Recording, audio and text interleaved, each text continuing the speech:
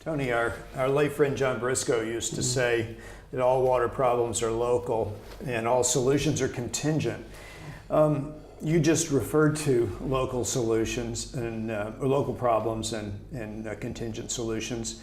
Can you compare your approach, virtual water, to John's sort of idea that we really need to focus on local problems? Yeah, well, it's quite clear with respect to water supply and sanitation that the solutions have to be local, because people, and you can't, your human lifestyle has to be dealt with where you are. So the water supply and sewage services have to be in the city, in the village, in the house. So that is clear. But that's the suitcase full of water. The 3.5 or 5 cubic meter water, in fact, is solvable globally, because by growing food with it, a hell of a lot of water is used, but once you've got the commodity, it's quite a small amount, and it can be moved across the world and solve the problem 5 meters away or 5,000 meters away. So this is why the insight of virtual water trade is very important in distinguishing the water in WWS water and in the food supply chain. So, yeah, non-food water is local, but so small water is local. Yeah. Big water's not. It doesn't. Yeah. I had a student in my class in Chapel Hill ask me this spring. He said, if 90% of the water globally is being used by farmers. He said that. Yeah, and he said, and if it's so hard to get prices right, tariffs in the cities, why don't we just forget about doing water conservation and efficient water pricing for small water and just put all the effort on farmers? I mean, what would your answer to him be about? Well, one's mind has drifted in that direction when people are going on about saving water in the city and the urban water, because even if you save 20% of it, it's still a relatively small amount of water. But if you're talking about a volume which is 10 times as big, and you save 20%, it's a massive amount of water. So yes, it is the case, but we do need to have some sort of mechanism in place which makes it clear to farmers that there is a cap on the water and that they have to use it efficiently. But we are not in that position in the world yet. The political economy Israel has managed to do that, partly because it had a particularly interesting, difficult foundation, but they've decided to make it that the state would own the water, not just, every drop of water can be, the state has the entitlement to say what you do with it, and it can limit, and it has put in not only legislation to say it should be done, but practice to make it that it can be done. But there are continents, Asia and Africa and North America, where this doesn't happen. And but the only way to make sure that farmers have an incentive to do that is to give them the right price for their food and to limit the amount of water that they can use. I'm thinking about the part of your new book on virtual water where you talked about Barcelona. And there you seemed quite positive about the water conservation efforts that Barcelona had made, right? You know, so can you talk about sort of urban water conservation and how it fits into the big picture here? Well, that particular story was interesting because the immediate reaction of many Spanish engineers, and because Spain has more water storage and more water infrastructure than any country in the world except the United States and perhaps Israel, there was the automatic belief that there would be a technical solution to this, and since there were rivers in France that had spare water, this is a good technological solution. But there were some French and Spanish critiques of that, saying, come on, you've got a whole lot of agricultural use of water just across the city boundary in the next administrative area, which, if you do a deal with them, it'll be good for everyone. But that gets us into the politics of water and farmers, right? I mean, it's very difficult many places to move water from farmers. I want to press this issue about Barcelona a bit and see if I can understand your position on water conservation in both agriculture and in urban areas. Suppose in Barcelona that there was a proposal for a desal plant, and you said in your book that water consumption in Barcelona got down to 100 liters per capita per day, something like this, and it didn't bounce back. Would you have any sort of objection to building a desal plant if people wanted water to go up to 150 liters per capita per day? I mean, that would increase water use in Barcelona or any city. I'm trying to think about, is water conservation in your mind an objective in itself, or is it really a means to an end? Well, it certainly is an objective to try to get human society to live within its environmental means, and that's a good thing. But what's the experiment that has, since I thought about Barcelona, but in the last 15 years in Israel, as the consequence of taking a deep breath and not taking any notice of the economists who said, come on, we want to squeeze more efficiency out of our system. We're not going to build more capacity to produce new water. But the position got so tight in 2000 that they changed the water minister. No, they changed the Minister of Finance. And so an engineer became Minister of Finance. That meant that the word went out that we're interested in desal. They sent out invitations, and in came the replies, and they showed that desal water could be produced for 56 US cents a cubic meter. So that is a metric which just changed the world, because I remember when desal water was $5 a cubic meter, old, more valuable dollars, and then it came down to 2.5. By the 1990s, it was around about 1.5. But then, which was a bit tough still, but 56 cents at the gate of the desal plant was a very, very competitive magic number. And of course, the rest is history. And they've now got to the point to relate to what you were saying. Am I in favour or not of people having more water if they're prepared to pay for it? They've produced so much water, about 500 MCMs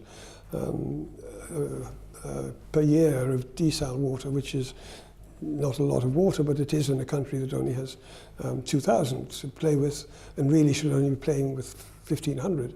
So if you can get the desal to fill that gap and get that put back in the environment, then that's fine. And if, as a consequence of that, you've got extra water that you hadn't foreseen, then what is happening is that people are beginning to buy more water, and since there's more effluent available as well, that is the reused water, which is also producing 350 MCMs a year, that farmers are also being allowed to buy that. So you can, so this makes the technological community, the engineers, the desal providers feel, well, it's as usual, it's a technical fix that has got us through. But it had to be put in place with a very, very frightening political process, because the interesting thing about Israel is that in 1961 it was facing oblivion on food, which is a lot of water needed for food, and because it by then was a quite strong diversifying economy, it could easily do exactly as Egypt did 10 years later, just go on the world market for food. And the rest is history. It now imports at least 10 cubic kilometers of water embedded in food every year. It only has 2 to play with. 1,500 can safely be used.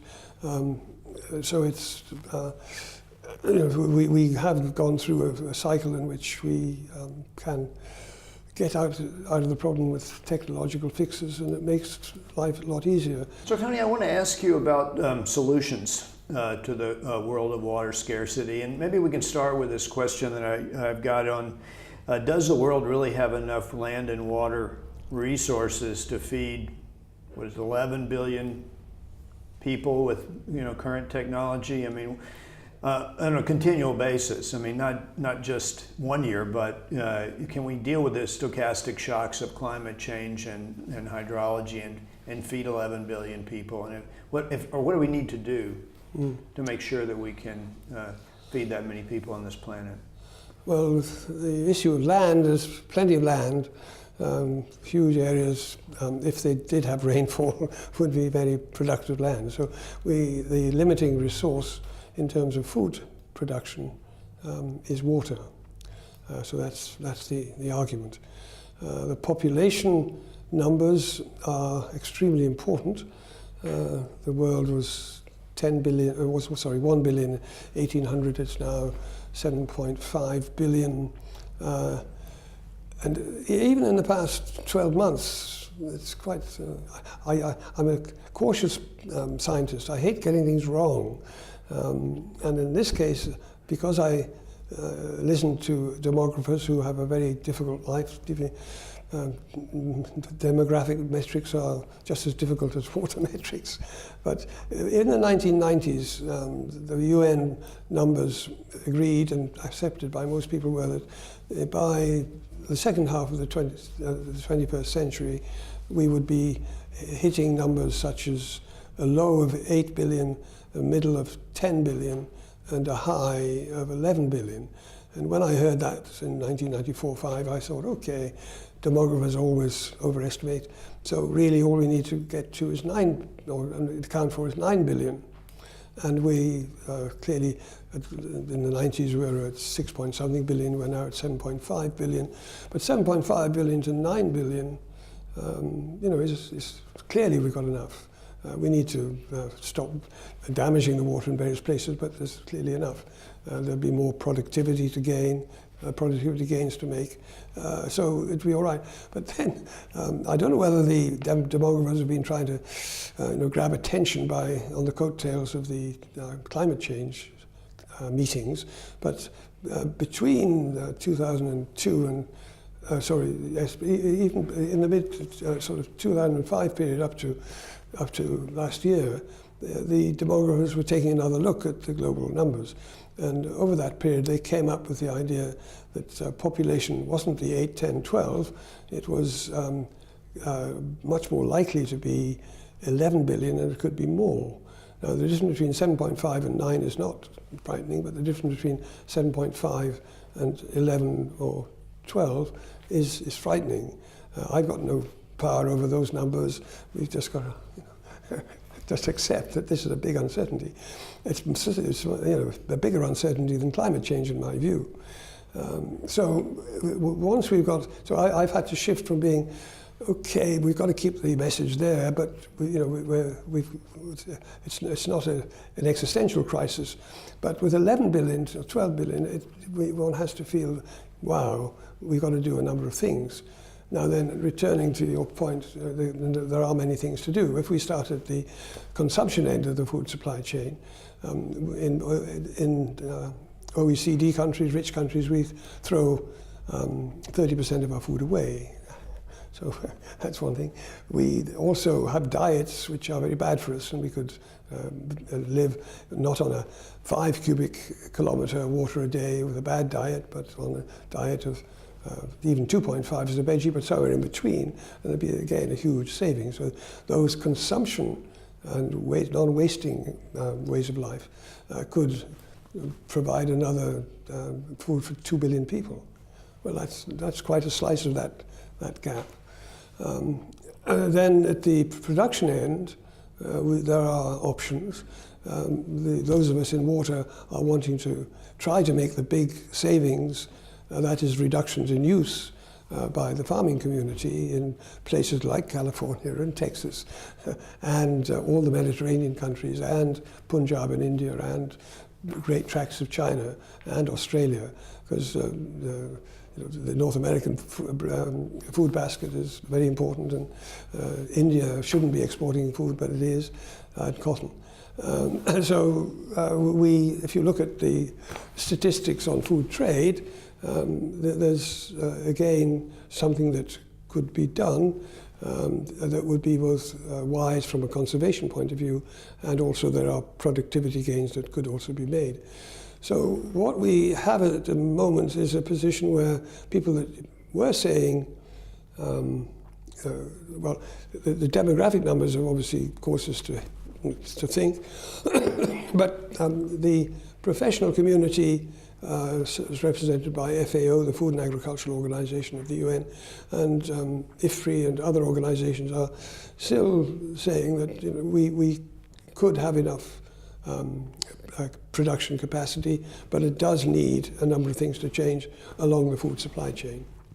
Could we go back to your population projection of 12 billion for a minute? Could you say anything about the spatial location of where those people are? Because that's going to have an impact on both food and small water for cities, right? Well, across the world, if you look at the demographic data, the rich countries, about 40 or 50 of them in the OECD, the populations of those countries are leveled off, or in some cases like Japan and Germany and a few others, although Germany's just rectified that,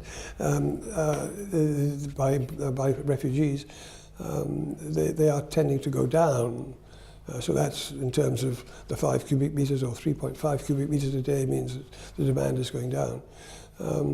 In countries which are not advanced in their ways of handling storage and transportation, there's a big loss of food at the farm gate and on the way to the market. And also the idea that they lose waste 30%. So we need to do something there. So those are places where, together, all of those savings would at least allow us to have 2 billion people fed that aren't. So that sort of, the numbers I was talking about was 7.5 to 9 or 7.5 to 11, 12. 2 billion is quite a high proportion of that. But if we go from 7.5 to 12, we've got these few more billion people. Where are they going to be living? Yeah, yes, I was mentioned the OECD rich countries, but the place that stands out as the demographic problem is Africa, because amongst these UN data that came out, confirmed and published in public last year, it was that, one can get people going on these, that by 2100, Africa will have 4.3 billion, and the Asia, which has got the big ones, India and China in it, will only be 4.1 billion. So I have always thought that Africa, which has got a lot of deserts, but has also got a lot of land with decent rainfall and not good soils, but some productive soils, it will be able to feed itself and perhaps have enough food for an extra billion people. Now, Africa is a food importing continent now, and as far as I can see, it's going to be a food importing continent by the end of the century. So we do really need to think of ways of helping Africa avoid this very, very challenging position.